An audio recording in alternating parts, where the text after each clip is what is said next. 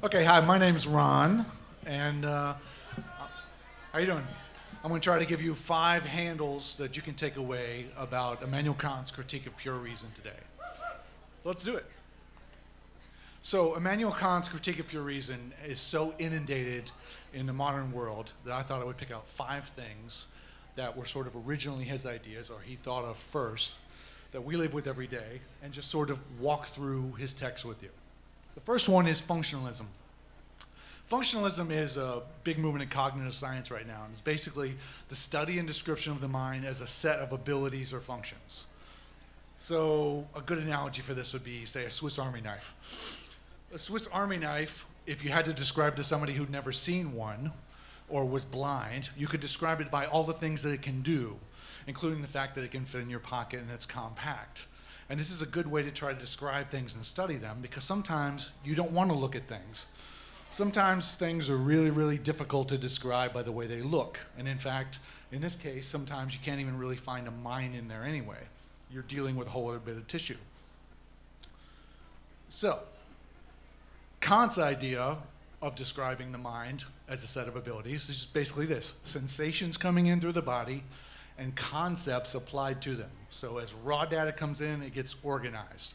That's his basic idea of the abilities of the mind. The second idea is filter algorithms, which is a system of well-defined instructions that affect and distort the presentation of data. Comes off of the first idea.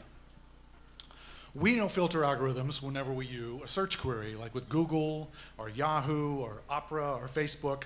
We not only get a result, we get their version of what they think we are, what PC we're on, what searches we make, what searches are popular. So the data is a little bit distorted. We get a picture of the world that's suited to us.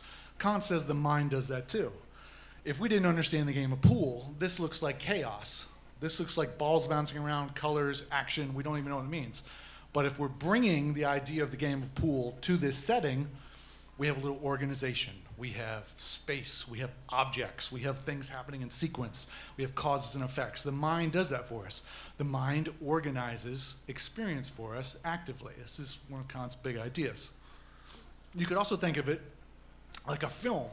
If what we're experiencing is a story of our lives, or a story of the world, it's been organized by the mind. Like a filmmaker, in this case Mr. Kubrick, organizes raw footage in the order of a narrative or story, so we can understand it. We can remember what happened after the other.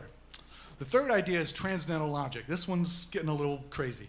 The study of the mind with reference to its perception of external objects and to the truth of such perceptions, that everything we're experiencing is really there.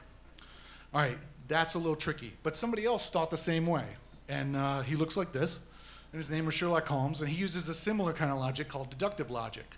And both of them, Kant and Holmes, look at a case and try to determine what would have been necessary. What were the necessary conditions for how things are? The tricky thing with Kant is that it would be like Holmes trying to figure out who solved one of Holmes's cases. So it's a critique of pure reason is the name of the book. So he's using rationality to understand rationality. He's looking for the necessary conditions of having experience. And Kubrick thought about this a lot too. Kubrick would say filmmaking was the photograph of reality, because he knew, for example, in this picture, it's not just a picture of Kubrick with a camera, it's a picture that Kubrick with a camera took of Kubrick with a camera. And you can deduce that from this if you know what a mirror is. So it's that idea. So at this point you might think, I need a guide. I need some kind of intro to this if I want to study this stuff. Well, Kant thought of that too. The reception that the Critique of Pure Reason got when it first came out was bafflement and pretty much rage. So he thought, okay, people are really upset by my huge tome. I'm going to write a short version, an introduction, a pamphlet.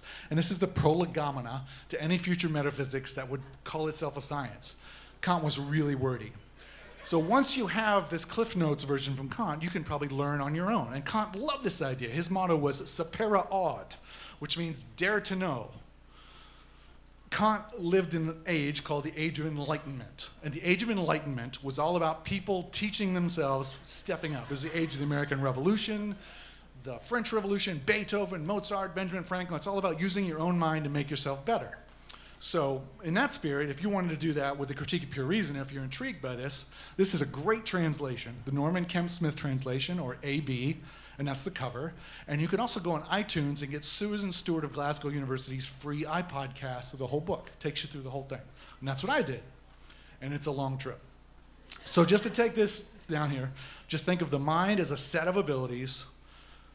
One of those abilities is organizing sensations according to concepts, and one of those concepts is a logical, necessary truth, or finding those truths about external objects. You can deduce it.